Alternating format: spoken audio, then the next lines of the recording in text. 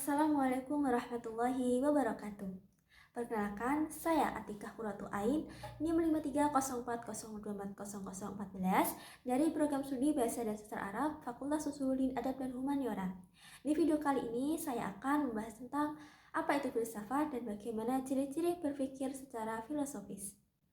Filsafat berasal dari dua kata, yaitu philos dan sophos. Philos berarti cinta, sedangkan sophos berarti kebijaksanaan. Dengan demikian, filsafat berarti cinta kebijaksanaan. Maksudnya, setiap orang yang belajar filsafat diharapkan dapat menyikapi segala sesuatu secara bijaksana. Misalnya, menyikapi masalah, menyikapi hidup, menyikapi keadaan yang dialami, dan lain sebagainya. Orang yang belajar filsafat diharapkan mampu bersikap bijaksana. Kebijaksanaan atau tidaknya seseorang dalam bersikap sangat ditentukan oleh kebiasaannya dalam berpikir. Adapun ciri-ciri berpikir secara filosofis. Yang pertama adalah berpikir secara komprehensif, artinya berpikir secara menyeluruh. Maksudnya, ketika seseorang dihadapkan pada sesuatu hal, dia akan berusaha memahami sisi baik dan sisi buruknya.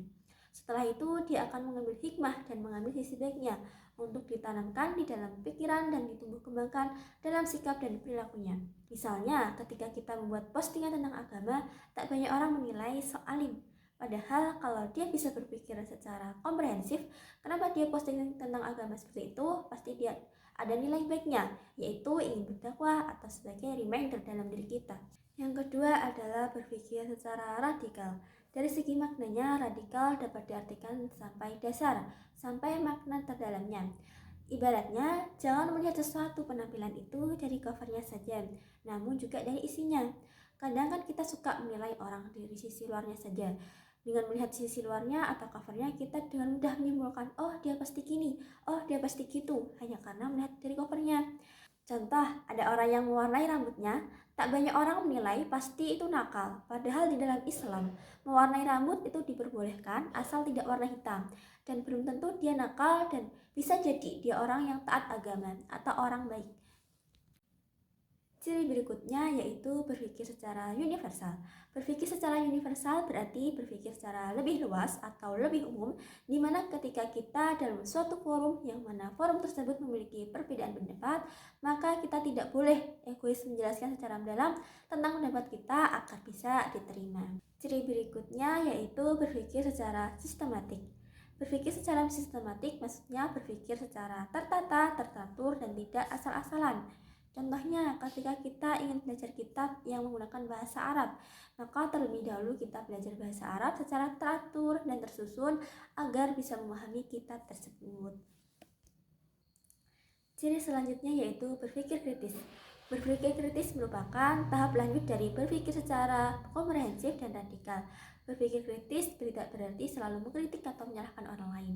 Berpikir kritis adalah tidak menerima begitu saja atau menelan mentah-mentah segala informasi yang didapatkan.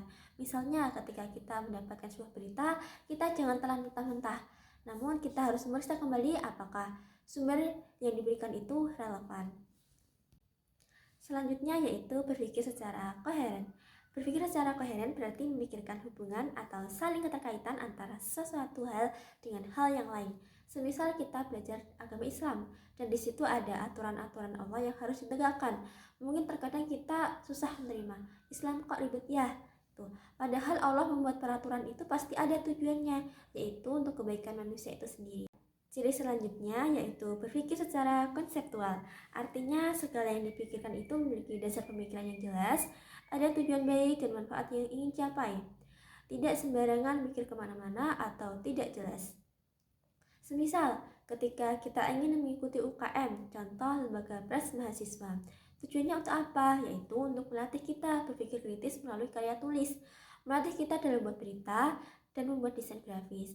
Manfaat yang didapatkan apa? Yaitu sebagai peningkatan skill atau kemampuan kita baik dalam bidang kepenulisan maupun dalam bidang desain grafis. Ciri selanjutnya yaitu berpikir bebas. Maksudnya setiap orang berhak untuk memilih dan memikirkan apapun, tapi harus dipahami konsekuensi atas apa yang dipikirkan tersebut. Misalnya berpikir ingin punya pacar, maka ia harus memikirkan apa yang ingin dia lakukan, bagaimana konsekuensinya, apakah hal itu bisa merugikan diri sendiri.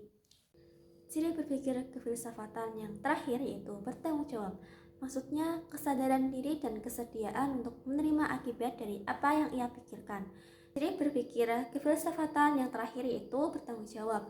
Maksudnya dengan kesadaran diri dan kesediaan untuk menerima akibat dari apa yang ia pikirkan. Misalnya ada orang yang berpikir ingin membolos kuliah. Dia menyadari bahwa apa yang dipikirkan tersebut dilakukan, maka akan ada akibatnya.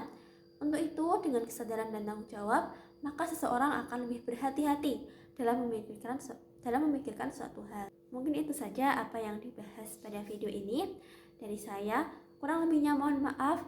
Billahi wa taufiq. Wassalamualaikum warahmatullahi wabarakatuh.